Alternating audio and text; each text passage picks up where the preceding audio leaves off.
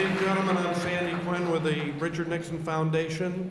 Please join me in welcoming Tricia Nixon Cox, her husband Ed, her son Christopher, led by Ron Walker, president of the Nixon Foundation.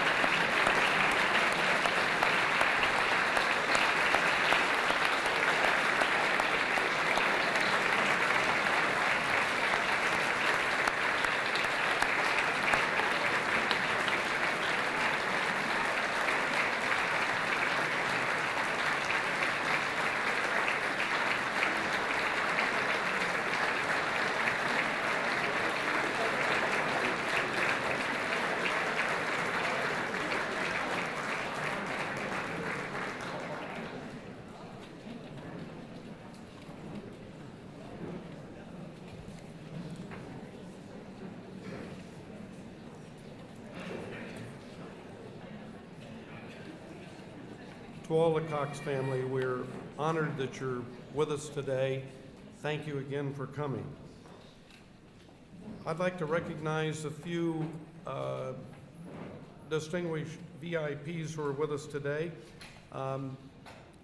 First will be this whole group over here, the Villa Park High School Jazz Ensemble led by Chuck Day.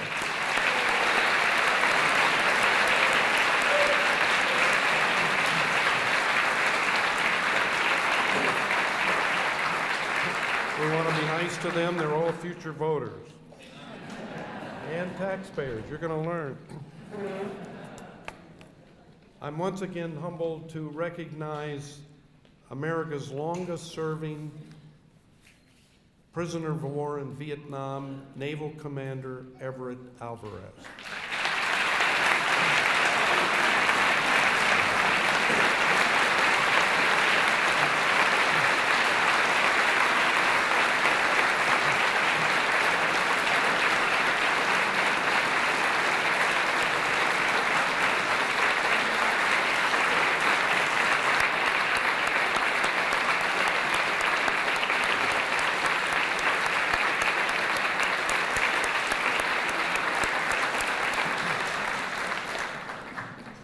We all honor you, sir. I'd also like to recognize the members of our board of directors who are here today. I believe, I can't see them all, but I believe Donald Bendetti, our former chairman, is here. I believe there he is, right there.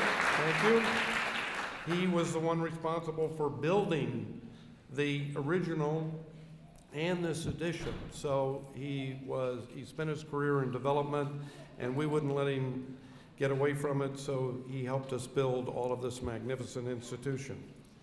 I'd also like to recognize Ed Nixon, the president's brother.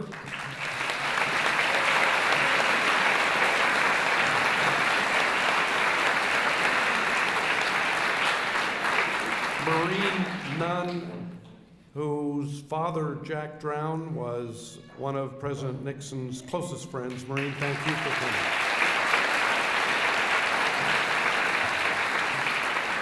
Our good friend Hubert Perry, where's Hubert? There he is. And our chairman of the board, Chris Elfman. I'd also like to recognize the president's sister-in-law, Clara Jane Nixon. Clara Jane.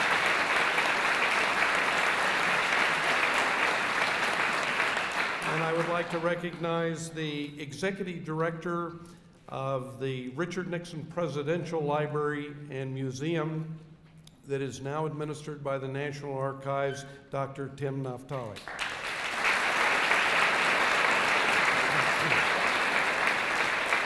Ron Meering, who is chairman of the Republican Party of California. Ron, thank you so much for coming. And Bruce Hershenson, where is Bruce? Bruce Hershenson. Here he is. I want all of you to make a note of April 19th because Bruce is launching his next bestseller, American Amnesia, here on that day, and you'll be hearing more about that later. I'd also like to represent a good delegation from San Diego, the Lincoln Club of San Diego County. Thank you for coming. I guess you get the award, well, next to Tricia for coming the longest distance, but thank you for coming.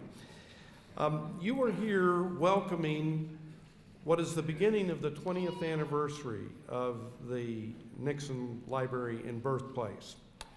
We opened in 1990, in the middle of July, and we decided under Chris Elfman and Ron Walker's leadership that we would recognize this year as a significant milestone not only in the history of the library, but in our programming. So we have dedicated the next year to enriching, embracing, and spreading the Nixon legacy. And as part of that, in the beginning of that, it actually happened yesterday, we started what will be a year-long series of monthly Nixon Legacy Forums, who we are producing as the Nixon Foundation in concert and cooperation with, co-sponsoring with Dr. Naftali and our friends at the National Archives. So this is a milestone because what we're doing is bringing back the people from the White House who participated in those meetings, which created some of the most innovative policies, not only in foreign affairs, and you know that history, but you may not know as well the history in domestic affairs. So we began this yesterday with a Nixon Legacy Forum, our inaugural, on domestic affairs. And we addressed certain issues that the president had expressed interest and innovation, and they have indeed become American policy. So that was a C-SPAN production yesterday, and if you're part of our mailing list, our email list, we'll try and alert you when they're going to air it. It was moderated and put together by our friend Jeff Shepard, and it had participants Ambassador Dick Fairbanks, please stand, Jim Kavanaugh, and John Whitaker, all of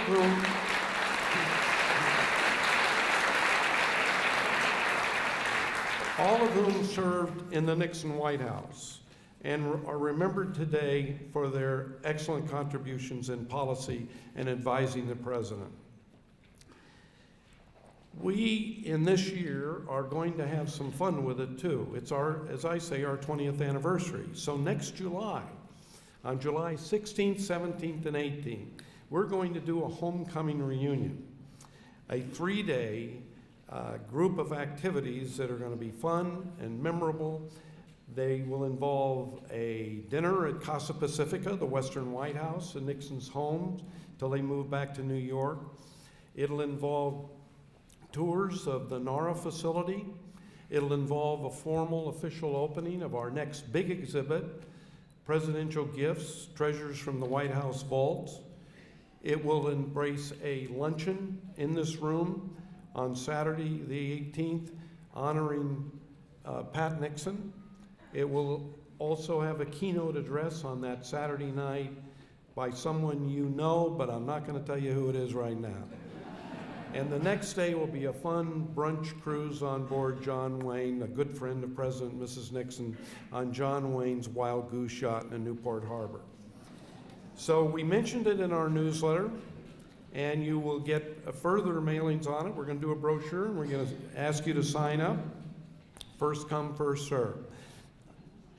The next Nixon Legacy Lecture is February 15th in this room, President's Day.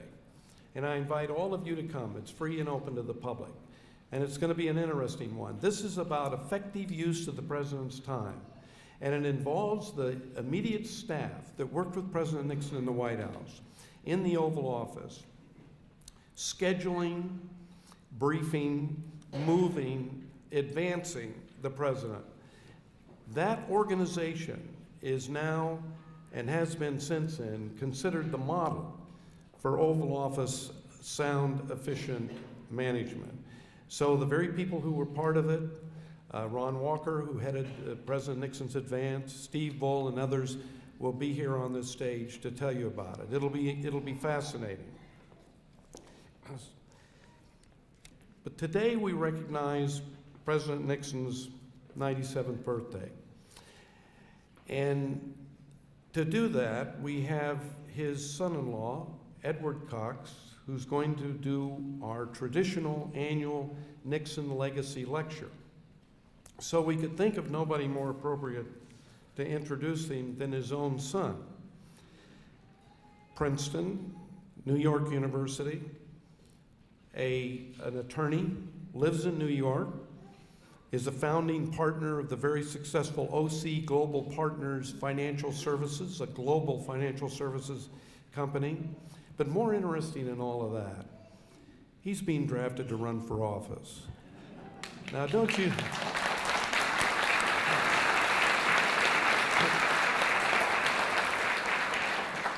know his grandfather would be proud of that? Christopher. He's running in and they're going to pass among you with baskets for contributions. Listen, if he had his way, we probably would. No. He's running in the 41st district, or pardon me, the 1st district, and I corrected it. Ready to jump on me. The 1st district in New York. And I'll tell you, this kid's going to win. He's going to be in the United States Congress. So don't forget me as a flunky on your staff, would you? Ladies and gentlemen, Christopher Cox, grandson of the president. Sandy, thank you so much for that warm introduction. And I have to say, I learned everything from Ron Nearing. What a fantastic leader you have out here in California. And thank you so much for your service. And of course, I learned how to speak and write well from Bruce Hershenson. So Bruce, keep fighting. We need your voice now more than ever. Thank you so much for what you do. And I have to say, if you all need a good history of the Nixon family, you have to read Ed Nixon's book. It's a fantastic book, and thank you for what you did for the legacy and for writing that book. Thank you very much.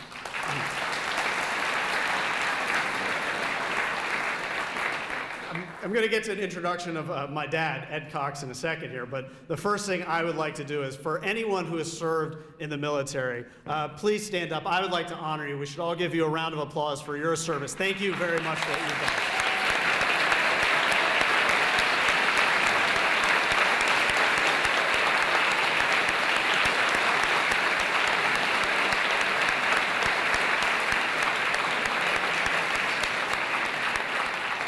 We're all very proud of what you've done, and it's because of you that we can remain a free country with a free exchange of ideas. Thank you so much.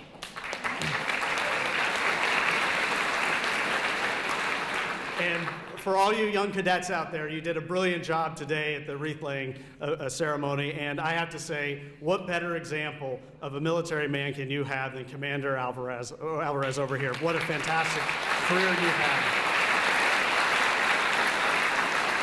It's an honor to be in the same room with you, and there's so much that I can learn from you about character and courage, and what you went through is truly special and an amazing service that you had. Thank you so much.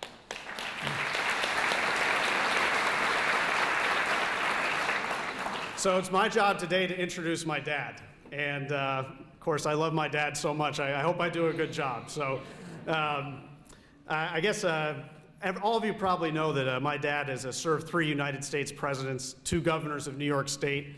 He is ingrained in New York State politics. He served on the Committee of Judicial Nominations, and he has had a hand in selecting every judge that serves on the Court of Appeals in New York State, which is an amazing accomplishment in and of itself. But in addition to that, my dad served on the Board of Trustees of SUNY for almost 15 years now, and helped to reorganize SUNY and make it an efficient college system where we really focused on community colleges and giving people skills that they can use throughout their lifetime. And it was really an amazing achievement that you had, putting community colleges to work. And also my dad had Robert Moses's old position in New York. Not as much of the power, but still had his old position as the chairman of state parks in New York. But I'm here today to maybe tell you a few stories you don't know about my dad. No, not those stories, Dad. No, I want to tell you about what he's currently doing, which is he is currently the chairman of the Republican State Committee. He has Ron's position in New York. And what he has done in the last 3 months is nothing short of incredible. He has brought hope. He has restored hope where there wasn't hope before. We're winning elections in places in New York State as Republicans where we haven't been competitive for years. And after my dad was elected, we raised $400,000 and put it to work and won elections in Nassau County, Westchester County, where we won county executive positions. We won across New York State. We won legislative districts in Suffolk County, out on the island. Which the hat's going around. My district's in Suffolk County. That's what the hat's going around for. We won legislative races in Suffolk County, up through the Hudson Valley, even in Erie County, which is 2-to-1 Democrat. We won 3 legislative races out there. The Republican Party, the Republican Party has a bright future in New York State, and a lot of the credit belongs to my dad, Ed Cox, for bringing the Republican Party back.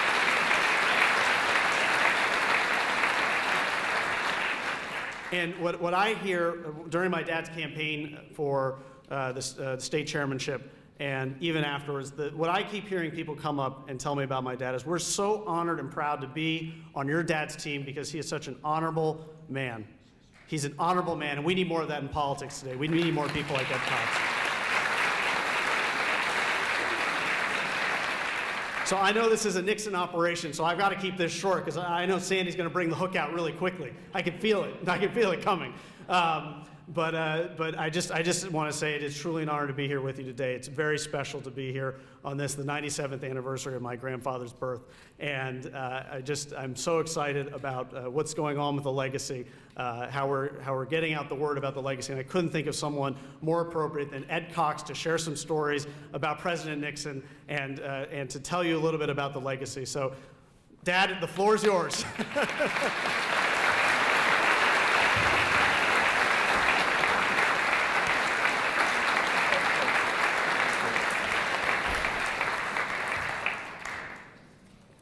Christopher, I have to thank you very much for that wonderful introduction. You recited it just the way your mother wrote it. And I have to say, there is one person here who has not been acknowledged so far, who holds this all together, makes it work, that magnificent ceremony outside, and what's going on here, and all the future programs, and that's Sandy Quinn. Let's give Sandy Quinn a real hand.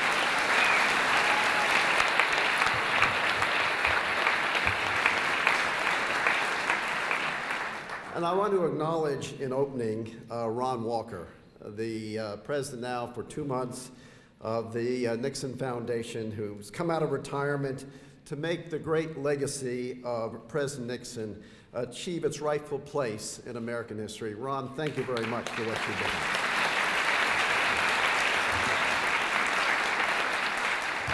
And behind every great CEO, there's a great chair, making sure it all works. Chairman Chris Elton, please stand up and take a bow. Thank you.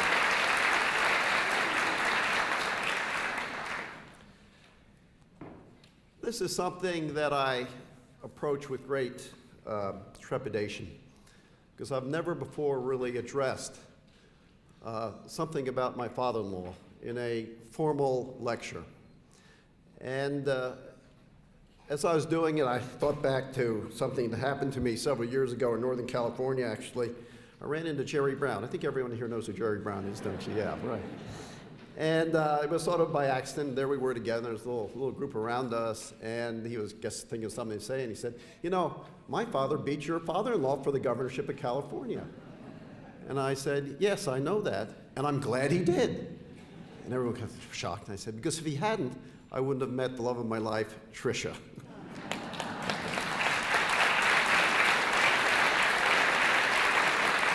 Because as you know, the family moved to New York City, where Mr. Nixon became a lawyer, a Wall Street lawyer at Nixon Mudge Rose, and I was a senior in high school, and Tricia was a senior in my sister's high school, and we met, and we dated there from there on for a long while till we were married in 1971. And so in approaching this and trying to sort of think of what I'm going to say, I want to focus on sort of the basic values, the values that I saw in President Nixon over the 30 years that I was very close to him and knew him very well.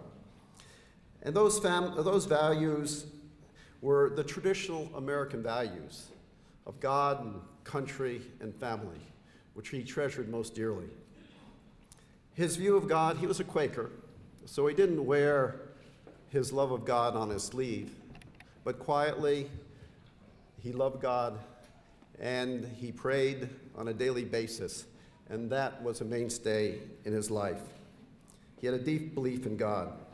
He also had a bedrock belief in America and its special history, and the founding principles of America, the Declaration of Independence, the Constitution. When he would move to New York, he had, of course, pass the New York bar. He wasn't a member of the New York bar, he was a member of the California bar, and they had some fairly strict things you had to do. One thing you had to do was to write something about your country's government.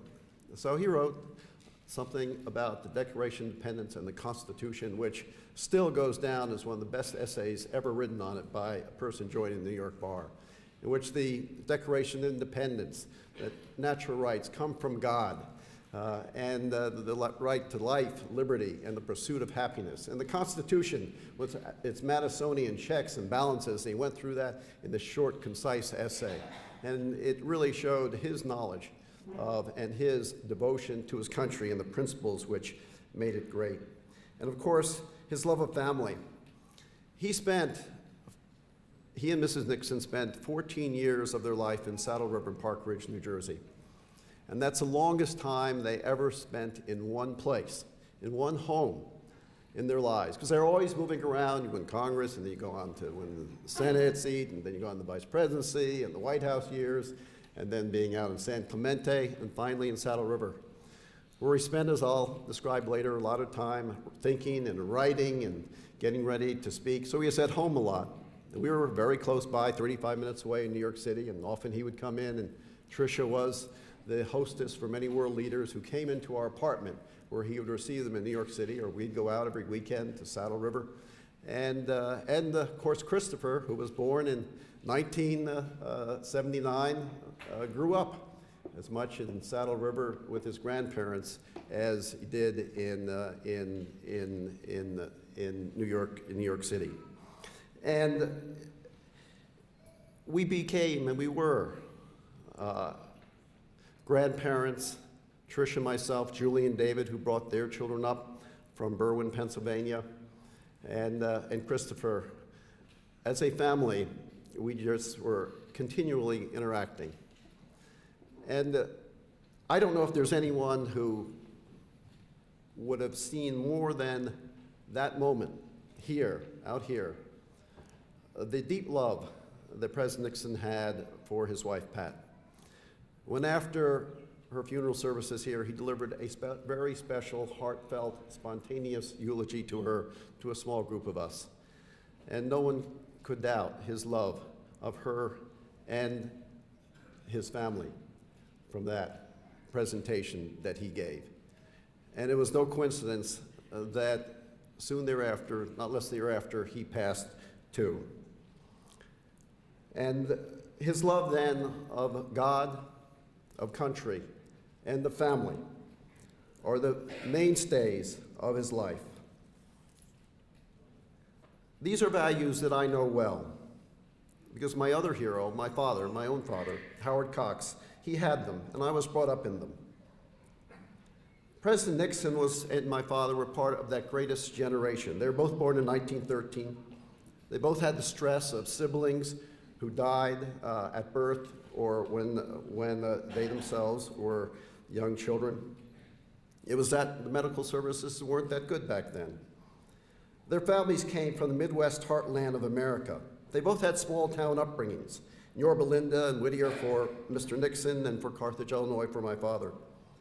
Their childhood was in a period of patriotic fervor of World War I, when we made the world safe for democracy, when we weighed in World War I. Their boyhood, in the 20s, the roaring 20s, the age of innovation and adventure and motion pictures, new flying machines, the new media, the radio, were then getting popularized. It was an era of optimism, and then came manhood and the Great Depression, the economic stresses on the family of the Great Depression, the hometown colleges they went to. My father at Carthage College in Carthage, Illinois. Mr. Nixon to Whittier College. And as they worked through that and then went on to law school at great universities, Duke University for Mr. Nixon, Harvard Law School for my father, and then they both interviewed in New York City and thought going on the legal careers there. Mr. Nixon, of course, came back to Yorba Linda to practice law here. My father went on to Wall Street. But their careers were suddenly interrupted by another national crisis, World War II. And they were called to service for their country, to put their lives on the line for their country. My father was a fighter pilot, shot down twice, 2 Purple Hearts, came home with a lot of shrapnel in his body. I remember it as a child, kept working himself out. And it made me think of the sacrifice he had made and that Mr. Nixon made for their country as part of the soldiers and airmen of World War II. This was the greatest generation, and their values of God and country and family were deeply embedded in them. But I want to address some other aspects of Mr. Nixon that I think are important things that we have to focus on as he built his political career. And the one that stands out above all others was his intellect, not intellectual. If I called him an intellectual, lightning would come down from heaven and strike me. Because that was not a good term. It carried the wrong connotation. He had a great and active intellect. It was restless, active, inquiring, thinking the unthinkable, probing, organizing, making unseen connections between things, taking from history and his reading of history and his experiences and from great writings. It was a consciously disciplined intellect. And I'd like to read something from one of his later books that he wrote. It's in the arena. Wrote it in 1990. A book by a former president that has a chapter in it, a chapter that is entitled Thinking. Think of that, a former president with a chapter in a book entitled Thinking. And here's what he said at the beginning of the chapter. Thinking is the most important and least exercised of man's faculties. Because it is the hardest of his activities, a person will go to the greatest lengths to avoid it. Well, this thinking that his process of thinking was something that was very important to him. And I want to read another bit here because it goes to his why reading he felt was indispensable to him as a politician. Reading is also indispensable for providing perspective, so that when you tackle a specific problem, you will think broadly and not narrowly, deeply and not specifically. Most of the great leaders I have met, he writes, Churchill, de Gaulle, de Gasperi, the great Italian Prime Minister, Menzies, the great Australian Prime Minister, Yoshida, Mao Zedong, Zhou Enlai, many of their statuettes are here in the museum, were prolific readers.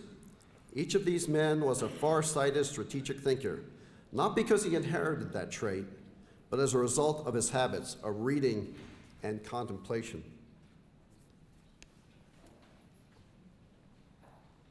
What were the visible results of this intellectual activity? It was great speeches and great writings, and these had a huge impact on his life and on his career. One of the speeches he gave as a senator, it was on the invitation of the Republican Party in New York State. And Governor Dewey was there. Back then they had no TV, so speeches were very important. And Governor Dewey noticed that the speech was well organized and it represented a great intellect. It was very thoughtful. So later on, when President Eisenhower was looking for a vice president, someone who was younger, someone who came from the West Coast, Dewey, who was very responsible for Eisenhower's nomination, suggested that Mr. Nixon be the vice president. That speech had a huge impact on his career. On the other side, because Mr. Nixon focused so much on content and the intellectual part of what he was doing and saying in the 60 debates, he thought putting on makeup, no, that was for sissies. You don't do that. It's what you think and what you do that's most important. He was right in substance, but the age of TV had come on, and so as a result, he didn't appear well in that TV debate. So it had its pluses and it's had its minuses. But certainly when the great issues of his presidency came up, the issue of Vietnam, which he thought about, how do we end this war with honor? When that question came up, he thought about it, he worked on it, thought about it, and he came up with a very significant speech in November of 1969. He said, this is what I'm going to do going forward, and became known as the silent majority speech. And because it was so well thought out, so well structured, and it represented the realities he had to deal with, and because he followed through on and reported to the American people what he was doing each step of the way, from then on, he kept the confidence of the majority of the American people behind him as he worked hard to end the Vietnam War with honor. A crucial speech, a very crucial speech.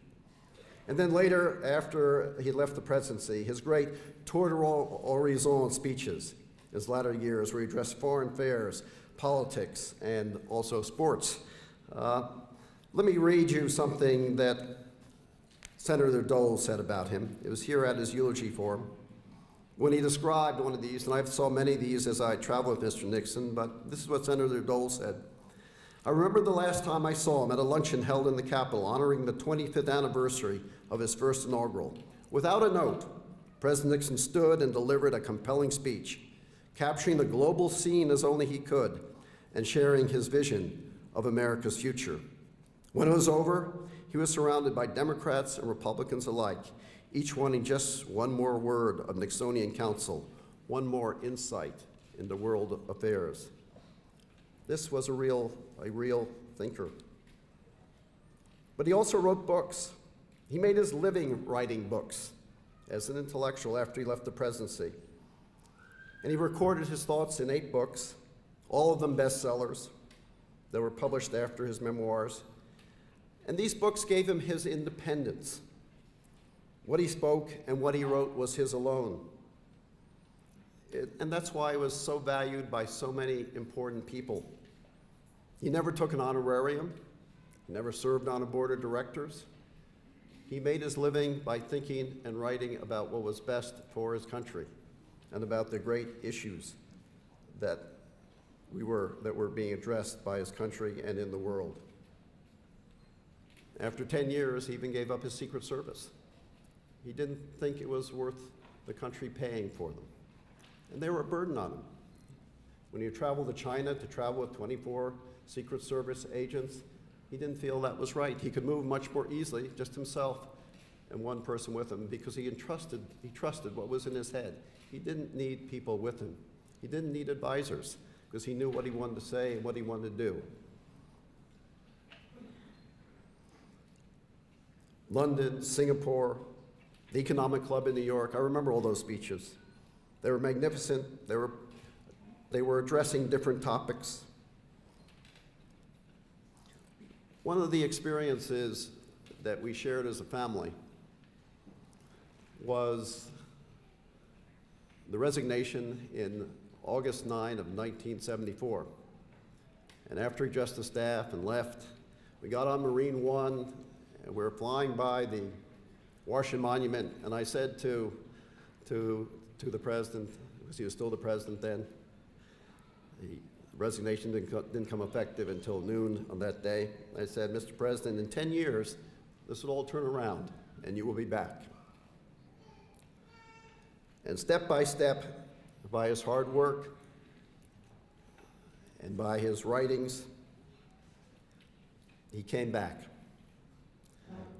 In 6 years, in the election in 1980, his advice on foreign affairs to candidate Reagan was absolutely crucial.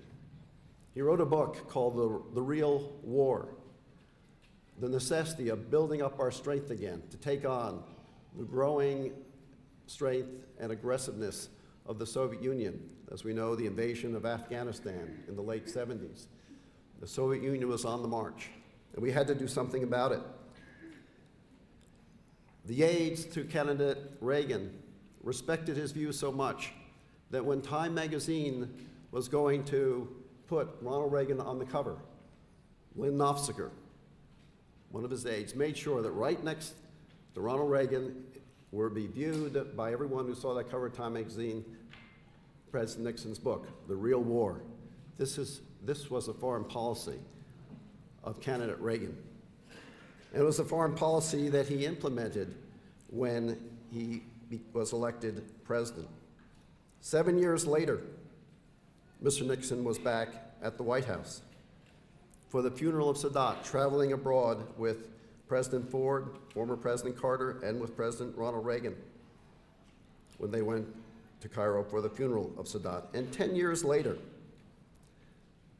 as President Nixon went through this process of speaking and connecting with the leaders of the United States and with the people of the United States, he gave one of his great speeches to the Publishers Association in Washington, D.C. And Kate Graham, who was the publisher of Newsweek magazine, the Washington Post, was there.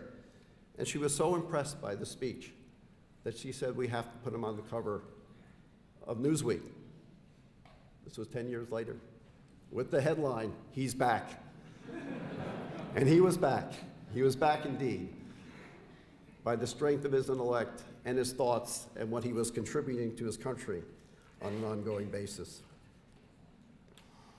I've talked about his intellect and how it reflected itself in his speeches and in his writings. But as you know, Richard Nixon was a man of action. And again, I go back to this very good book to read one of his favorite quotes. It was from Teddy Roosevelt about the man in the arena. I think you all know it. It's not the critic who counts, not the man who points out how the strong man stumbles. The credit belongs to the man who's actually in the arena, whose face is marred by dust and sweat and blood, who strives valiantly, who errs and comes up short again and again, but who does actually strive to do the deeds, who spends himself in a worthy cause, who at best knows in the end the triumphs of high achievement, and who at the worst, if he fails, at least fails while daring greatly. That was my father-in-law. He was a man of action, not only of intellect. It doesn't sound like a thinker, does it? How do you put these two things together?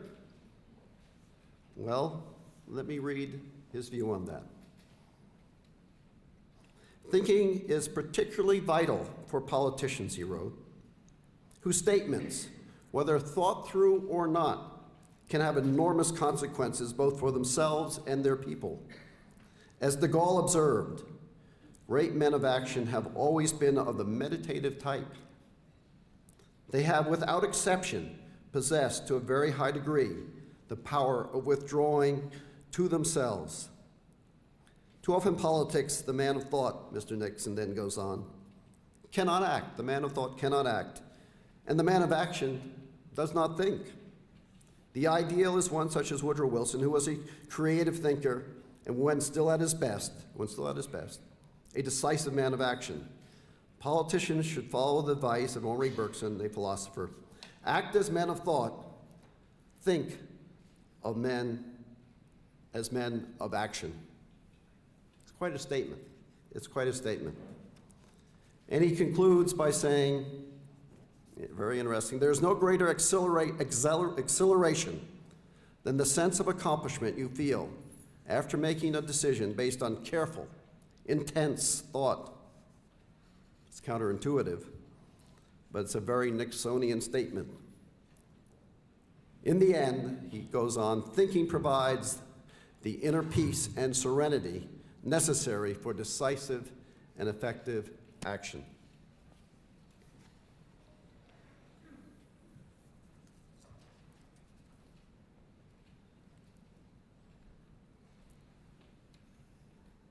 He was guided in a very disciplined way, what he did, by his disciplined intellect, but also by the bedrock values of the greatest generation. Even in times of unbearable stress, he never broke. He never broke from his values or from his habits of disciplined thought. This was a great source of strength to him and to those around him. I'd now like to go through some of the other attributes that I think were vital to Richard Nixon's career. They are strategic vision, an acute sense of changing political forces, his ability of intuition and reason to cut through current style and accepted wisdom, to grasp the issues of a person or a situation, his ability to communicate plainly, and above all, his courage in following through on what he had thought out, without which his thoughts could not be translated into effective action. First, vision. There's a saying in the Bible, without vision, the people perish. His vision was one of a strategic type, and his vision changed the world. I give you an example. As I was a senior in high school, and I was at his apartment in 810, sitting in his library, 810 Fifth Avenue, waiting for Tricia to change. She were going out on a date. Mr. Nixon came in. This was February of 1968, primary season. The New Hampshire primary was coming up. And Governor Rockefeller, potential rival, put out there that Nixon had a secret plan to end the war in Vietnam. And I was wondering, should I ask him? Well, I'm almost a member of the family. And so I asked him. His answer came right away. I'm going to Peking, I'm going to go on to Moscow, and that's where we're going to end the war. What an incredible statement for a senior in college. To think, here is a man of vision. While President Johnson was thinking, where do we drop the bombs? What do we do about all the particulars of the war? Candidate Nixon was thinking, how do we go further than that? How do we cut off the North Vietnamese from China, from the Soviet Union? That's the way to end the war, and to change the world in the process.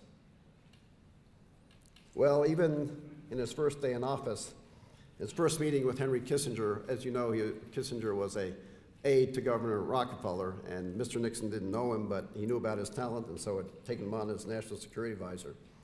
Al Haig, who was a deputy to Henry Kissinger, told me the story that even Kissinger, with his extraordinary intellect, didn't have the vision to see what the president was saying on that first day when they were together in the Oval Office.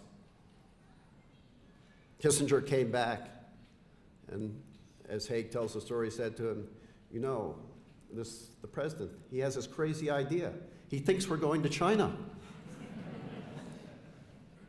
Well, with the help of Henry Kissinger and with the courage of his convictions here and with perseverance, they finally did go to China. And the result was the week that changed the world. We in generations to come will be impacted by the vision of President Nixon in this regard. But his vision was not confined to foreign affairs. There are two political forces that, in fact, he saw way ahead of his time. One was welfare reform. He tried to, in his administration, replace welfare with what he called workfare, so that welfare recipients would not have a handout, but he said a hand up. Well, it didn't work out for a variety of reasons. And it was only 20 years later that finally, with the election of a Republican Congress in 1994, that welfare reform was enacted. Healthcare reform, on which Jim Kavanaugh gave a wonderful discussion of the Nixon administration's work in the healthcare area. And there was another area where he was farsighted, where his plan for universal coverage, for reducing costs, for more preventive medicine, and many other things, led Kennedy in later years in this current debate say we should have listened to Richard Nixon 35 years ago. Senator Bob Dole said about the same, President Nixon's welfare plan.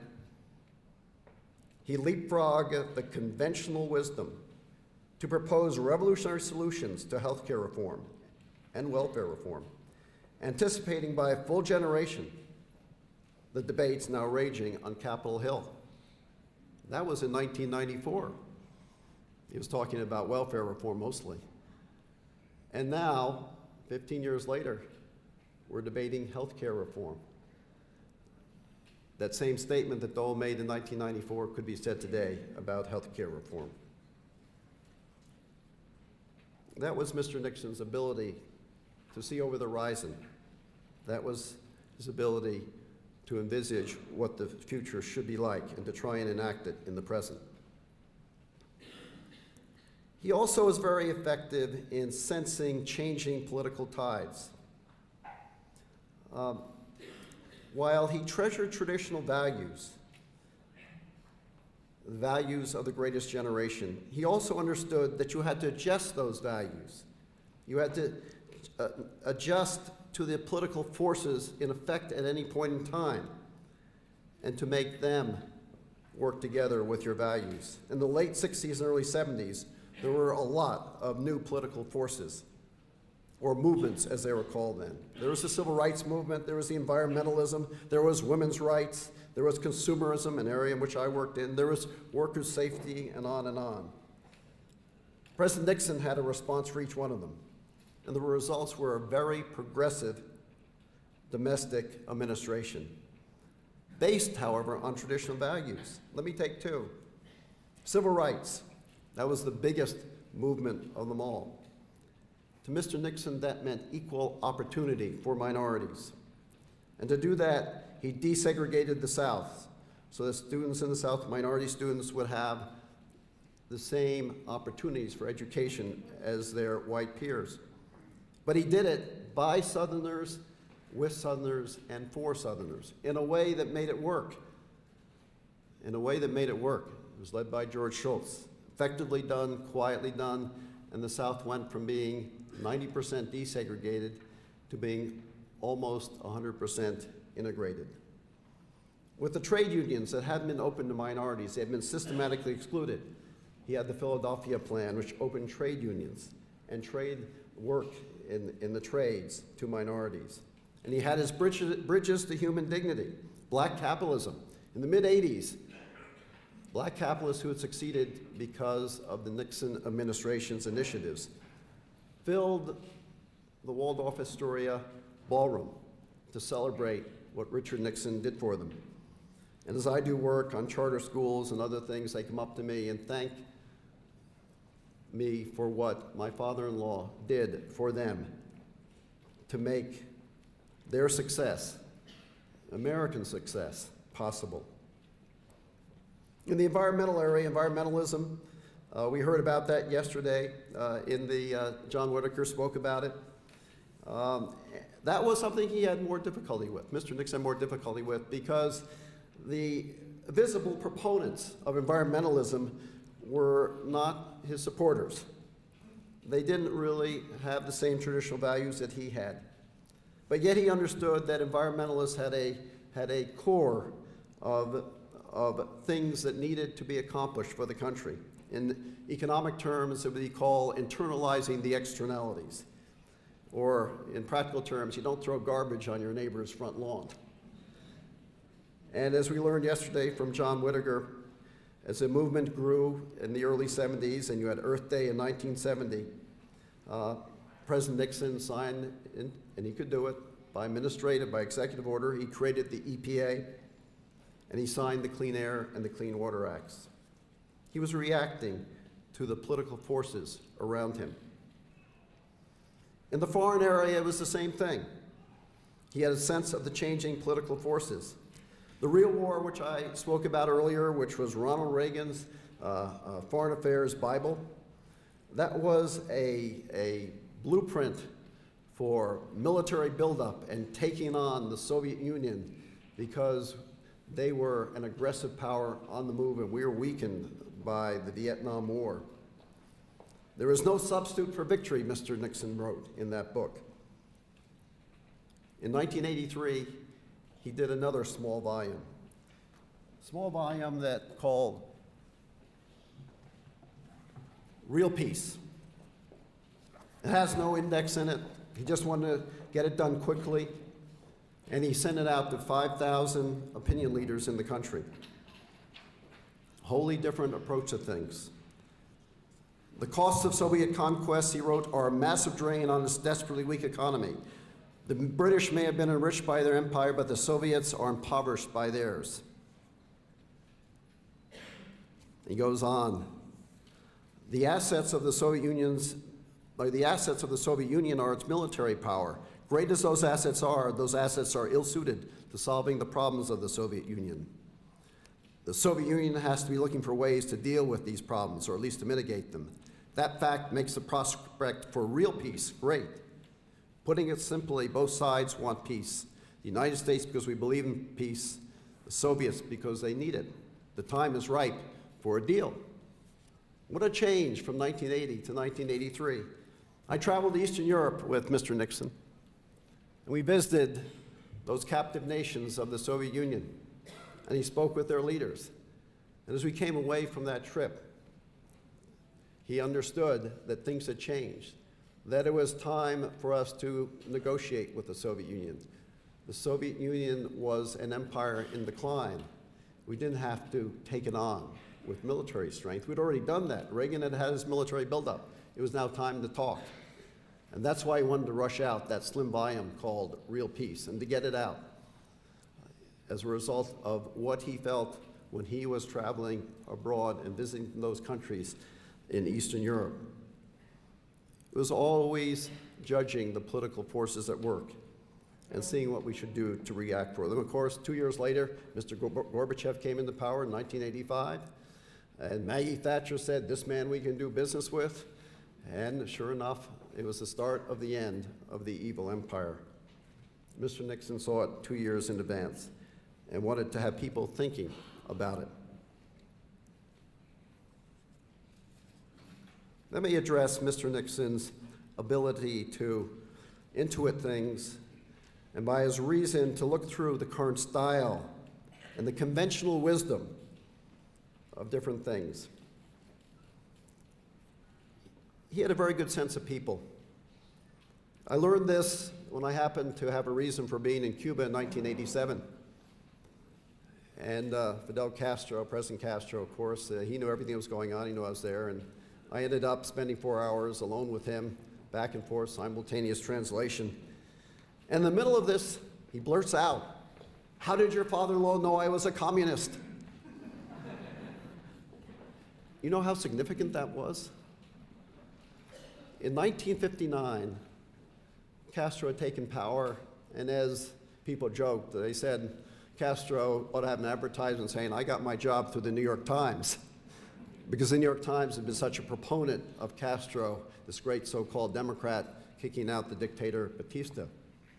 And when he eventually shifted to a very communist government in Cuba, the question was, did our opposition to him make him into a communist, or was he a communist to begin with? And in 1959, he had visited Washington, D.C. President Eisenhower didn't want to meet with him, so he found other things to do, and Vice President Nixon had to meet with him. And he had a meeting with Castro, and they went back and forth, and afterwards, Mr. Nixon had written a memorandum saying, "This man's a communist, and we have to do something about it, and do about it right away." That memorandum came to light in the mid-'80s, before my visit to Cuba, when I had this conversation with Mr. Castro. And by blurting out, how did that person find me out? How could he have perceived? I thought I was covering my tracks so well. But Mr. Nixon had the ability to perceive this man was a communist. We had to do something about him if we were to avoid having a communist country right on our doorstep. The same with Yeltsin and Gorbachev, as many people here know, and that back and forth as Gorbachev and Yeltsin were vying for power. A lot of people liked Gorbachev because of his style. It was a Western style. But to Mr. Nixon, the true Democrat was Yeltsin. While Yeltsin was boorish and he drank too much and et cetera, he believed in democracy. Gorbachev just wanted to improve communism. He was a dedicated communist. And sure enough, it was Yeltsin who ended communism in Russia and in the end broke up the evil empire, broke up the Soviet Union. In a meeting in 1979 with Deng Xiaoping, you couldn't have a man with a more crass style than Deng Xiaoping. I was there taking the notes at this meeting in the Great Hall of the People in Beijing, and there was Deng Xiaoping. Very little man, his feet barely touched the ground, in a Mao suit, white socks, smoking cigarettes, chain smoking, menthol and regular cigarettes. I made the notes, I noted this. He never held a formal position in government above that as deputy prime minister. But Mr. Nixon knew this was a man who ran China, and he was taking China in the right direction.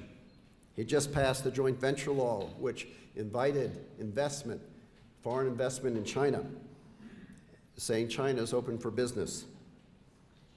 He also told us, interesting thing, he said, we have taught the Vietnamese a lesson and we have withdrawn. He just had fought a bloody war with Vietnam. What was that about? Was that just about Cambodia, which he said it was? Turned out it was a lot more. As it turned out, upon investigation, Mr. Nixon asked, I look into that, what's that statement was about? We found out. Deng Xiaoping was vying for power at the time with Hua Guofeng, who was Chairman Mao's appointed successor. And we actually visited with both while we were there. And one of the most politicized elements in China was the army. They had started the Cultural Revolution, it started with the army, and the army had become very politicized. And what Mr. Deng did was he sent the most politicized elements of the army to fight against the battle-hardened North Vietnamese. And of course, they got decimated. The Chinese army was not trained to fight. They'd gotten too political. It was a message from Deng to the army. Go back to the barracks, learn how to fight, give up politics. And the army never entered into politics again after that. This guy was a tough guy. He was a real leader. He knew what to do. He knew where he wanted to take China. And President Nixon appreciated that. And the conversation between the two of them, I was very privileged to be there and to observe these two great men talking about where the world was going and where China would go. The fourth thing I'd like to address is Mr. Nixon's very plain style in writing and speaking. He was a Quaker, the quiet religion. He also believed in Strunk and White, you know, that book about style, keep it simple, keep it very straightforward, don't use big words. And that's why he could communicate with the silent majority. This ability to communicate that he had in his silent majority speeches, other great speeches, to take the great thoughts that he had and put them into words that people could understand, came home to me when I was campaigning in Iowa. Christopher was already in Iowa, and he gave a call to Tricia and myself and said, "Got to come out here." I was chairman of McCain's campaign in New York State, and we were working for John McCain. And so you have to come out here. This is absolutely crucial. We got to at least finish third, or else we don't have a ticket out of Iowa. And we need people to address the caucuses. And I addressed a caucus on caucus day of 1,000 people in one of the high school auditoriums. They were mostly Huckabee supporters. You could see that. We visited with them as they were coming in and checking in. The caucuses take a long time. We got to know them. And we each had 5 minutes to address the caucus. And it was very simply, we were addressed as Tag Romney for Governor Romney, Ed Cox for Senator McCain. And I was thinking, how do I sort of describe who I am and what I'm doing? And I decided quickly I'd do it this way. And I led off saying, I'm Ed Cox. The last time I was here, I'm chairman of John McCain's campaign in New York State. Last time I was here was 36 years ago, when I was 1972, when I was campaigning for my father-in-law, President Richard Nixon. I was about to go on and describe how now it was important 36 years later for me to be here and campaign for John McCain, et cetera. The minute I mentioned the name Richard Nixon, the whole auditorium burst out in great applause. And I said, this is good. This is good. And Tricia was there, and she said, don't introduce me. You know, she was in the back, way back in the auditorium. There's a little light shining on her. She's in a red dress. And of course, I had to introduce her. And I did. Again, wild applause. Recognizing President Nixon, of course, because we, as his family, represented him. Here it was, 36 years later, more than 10 years after his death, and yet that audience of Huckabee supporters still appreciated Mr. Nixon and what he had done. He shared their values, and he was able to communicate with them in language that they could understand, things that were very important to them.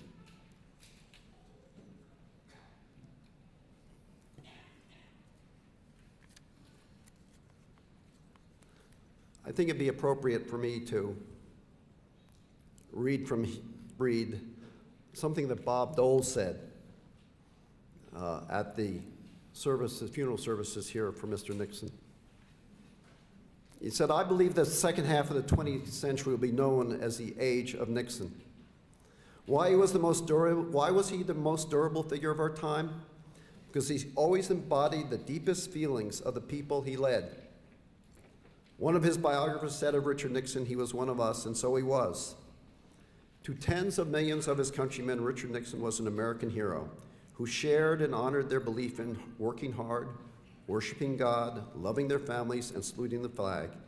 He called them the silent majority. Like him, they valued accomplishment more than ideology. They wanted their government to do the decent thing, but not to bankrupt them in the process. They wanted its protection in a dangerous world, but they also wanted creative statesmanship in achieving a genuine peace with honor.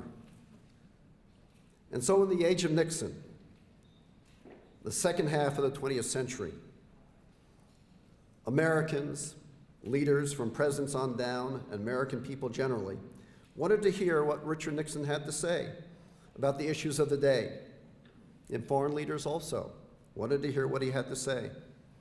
Now, in the first part of the 21st century, I'm often asked by Americans, in this time of economic stresses, of the Great Recession, and this time when our troops are fighting abroad to defend our country from attacks from unseen enemies who might someday acquire weapons of mass destruction, and in this time when new economies and potential military powers are growing, such as China, are growing up around the world, in this time when those countries are beginning to flex their influence, I'm asked, what would Richard Nixon think? What would Richard Nixon do? Well, the answers will lie right here in these buildings. The Richard Nixon Library and the Richard Nixon Foundation. Here is where all the papers and documents, the recordings and oral histories will be gathered and researched and studied and written from. And here is where the seminars and conferences will be held and recorded for public consumption. If the excellence of yesterday's Nixon administration domestic policies, that initial conference led by Jeff Shepard, Jeff, thank you very much, is any indication, we have a lot to look forward to. In this regard, and on behalf of all those who asked me questions, what would Richard Nixon think? What would he do? I want to thank Chairman Elfman and his board for all the hard work in laying the foundation for getting Richard Nixon's legacy out to the public. And to Ron Walker, President of the Nixon Foundation, thank you for coming out of retirement to accomplish this great work. I know it's a labor of love for you, you who knew the president and served him so well, and for your staff, it's a labor of love. Generation of Americans to come will owe you a debt of gratitude. Thank you very much. And I thank all of you for being here to hear this annual lecture, this annual Nixon Legacy Lecture. God bless you, God bless Richard Nixon, and God bless America. Thank you very much.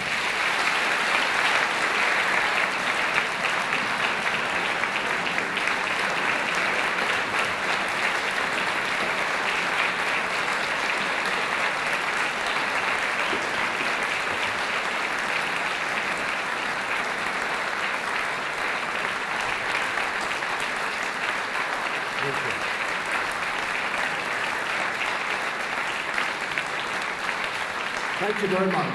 Thank you. I now turn into a master of ceremonies here. I'd like to have Tricia, if you'd come up. And Christopher, if you'd come up. And Everett Alvarez, Commander Alvarez, if you would come up, please.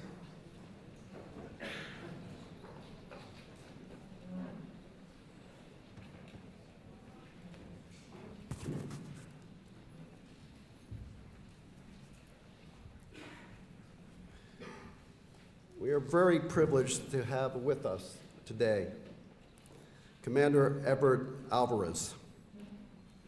He is a distinguished naval officer and government executive, and he was the first American aviator shot down over North Vietnam. He was taken prisoner on August 5, 1964, and held in North Vietnam as a prisoner of war for 8.5 years. For 8.5 years until the B-52s, sent by President Nixon to bomb Hanoi in December of 1972, what became known as the Christmas bombing, convinced the North Vietnam leaders that it was time to end the war, to sign the already negotiated peace treaty, and to send the POWs, to free the POWs so they could come home. Commander Alvarez was the longest serving POW in North Vietnam. He retired from the Navy in 1980 with the rank of commander, and then he went on to serve his nation as Deputy Director of the Peace Corps and as the Deputy Administrator of the Veterans Administration. He has co-authored 2 books, Chained Eagle, a historical accounting of his experiences as a POW in Vietnam, and Code of Conduct, the story of rebuilding his life upon his return from Vietnam. Commander Alvarez holds numerous military decorations, including the Silver Star, 2 Legions of Merit with Combat D, 2 Bronze Stars with Combat D, the Distinguished Flying Cross, and 2 Purple Heart medals. Commander Alvarez, for your heroism shown as the longest serving POW in North Vietnam, and for your selfless service to our country in so many ways, the Richard Nixon Foundation is honored to award you its first Great American Hero Award. Congratulations.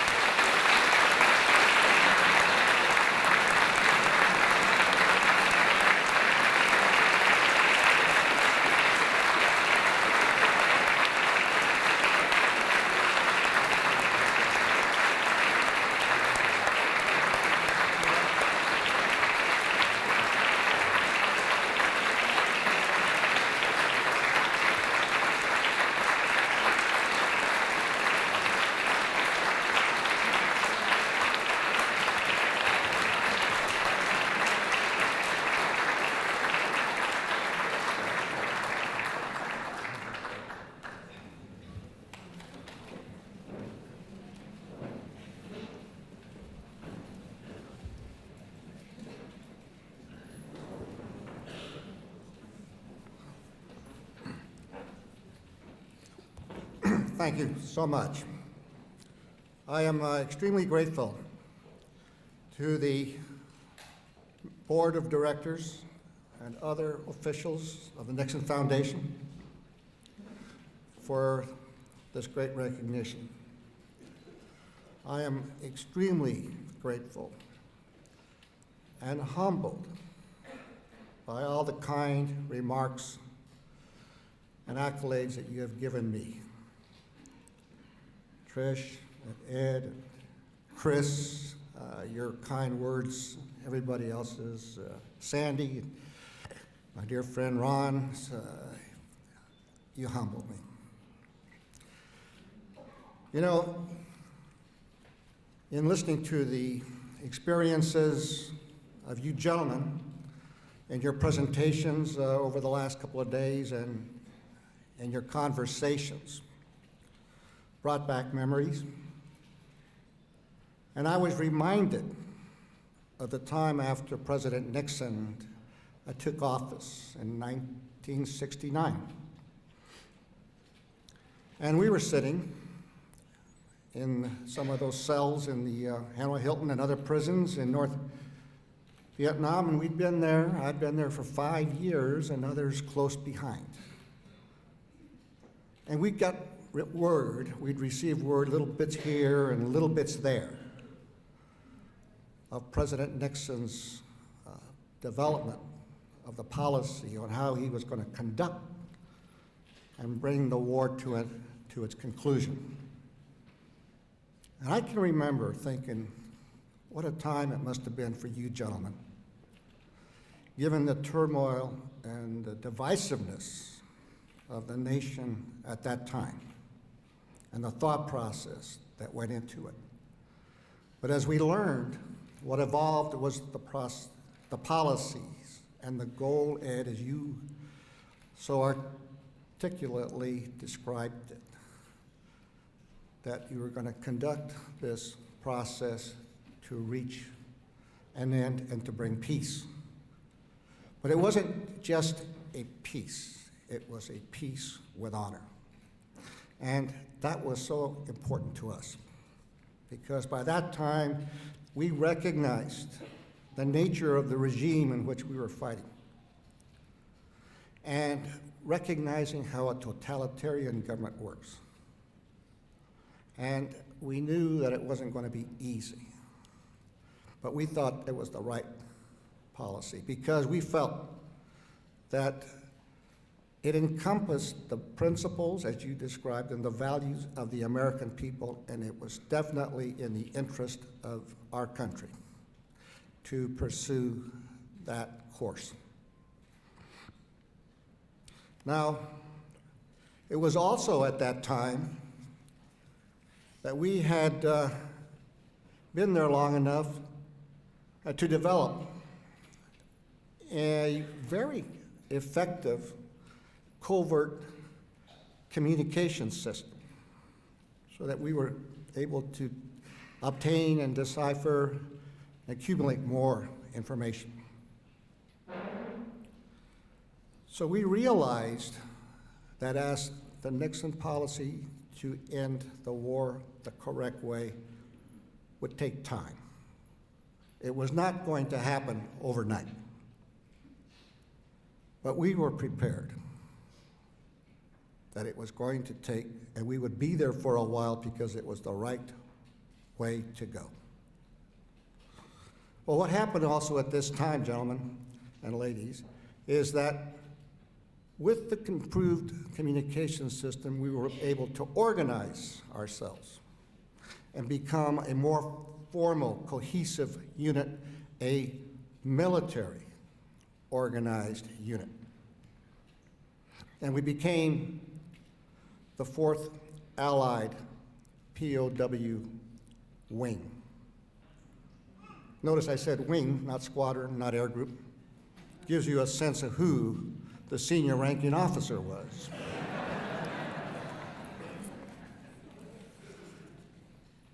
But we developed a crest, the 4th POW Allied Wing crest, and on it was inscribed our motto.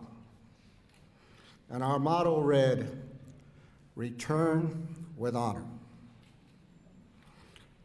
Our motto was our credo because it embodied everything that we were about. Our values, our principles as Americans, as American fighting men. It guided us in our daily action, no matter what we had to face, as a goal to someday come home with our integrity and our honor intact. So, as you gentlemen were pursuing the policies in your administration of achieving a peace with honor, we were working very diligently, as best as we could, to return with honor. And thank you.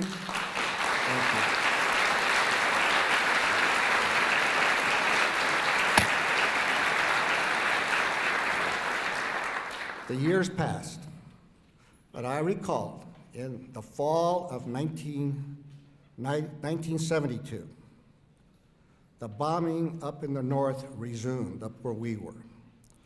But this time it was different, because we recognized that it was with intensity and with purpose. And we rejoiced, because we had been there long enough to know that the only way we were going to come home, the way we wanted to come home, was the way that President Nixon was carrying out the steadfast policy to its conclusion. We rejoiced because we did not cut and run, as I believe Senator McGovern was campaigning on what he was going to do to end the war. And after the election, it picked up and became a daily routine. By daytime, the fighter bombers would come in and strike targets around us, and at night, all night, the B-52s, rumbling, roaring, just the ground would shake, and we cheered. And by Christmas of 1972, I want you folks to know that we knew we had them on the ropes in Hanoi. It got to be where, as the air raids would come on, the guards would moan and groan and say, "Oh, no."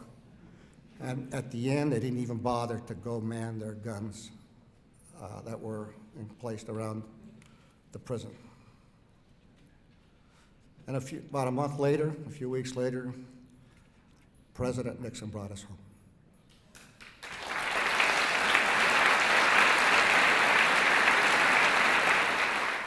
In closing, folks, I want to say how grateful I am to accept this recognition, the award. But I also want to tell you that I'm not accepting it for me. I am accepting this for all the great American heroes that I served with, with whom I had the privilege to serve. Especially those great American heroes who sacrificed the ultimate for the country they love.